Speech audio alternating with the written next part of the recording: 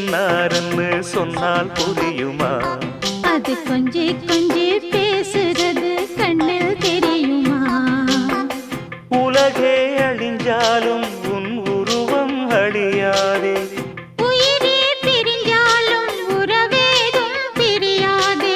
உண்ணாமல் உறங்காமல் உன்னால் தவிக்கும் பொண்ணு மணியின் நெஞ்சுக்குள்ளே இன்னாருன்னு சொன்னால் புரியுமா? அது கொஞ்சி கொஞ்சி